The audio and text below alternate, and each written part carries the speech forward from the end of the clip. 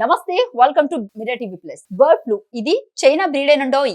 దీన్నే avian flu అని కూడా అంటారు. ఇది పక్షులకు, కొన్నిసార్లు నక్కలకు, ఇతర జంతువుల్లో H5N1 వైరస్ వల్ల సంక్రమించే అంటువ్యాధి.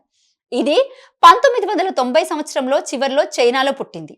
ఈ వైరస్ సోకిన పక్షులు శ్వాసకోశ స్రావాలు, రక్తంతో వ్యాప్తి చెందుతుంది.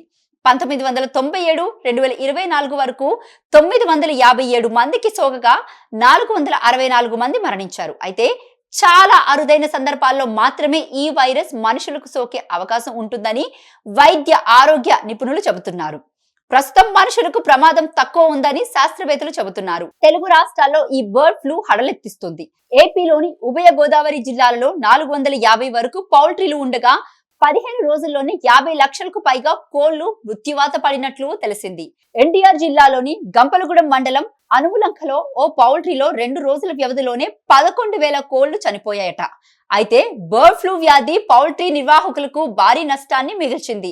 వైరస్ బారిన పడి వేలాది కోళ్లు చనిపోవడంతో యజమానులు లక్షల్లో నష్టపోయారంటూ లబోదిబోమంటున్నారు. ఇదిలా ఉంటే బర్డ్ ఫ్లూ వ్యాప్తి నేపథ్యంలో ఇటు తెలంగాణ ప్రభుత్వం అప్రమత్తమైంది. తెలంగాణ సరిహద్దుల్లో 24 చెక్ పోస్టులు ఏర్పాటు చేసింది. ఉమ్మడి నల్గొండ జిల్లాలోనే 3 చెక్ పోస్టులు ఏర్పాటు చేసింది. ఏపీ నుంచి తెలంగాణకు వస్తున్న కోళ్ల వాహనాలను అధికారులు వెనక్కి పంపుతున్నారు.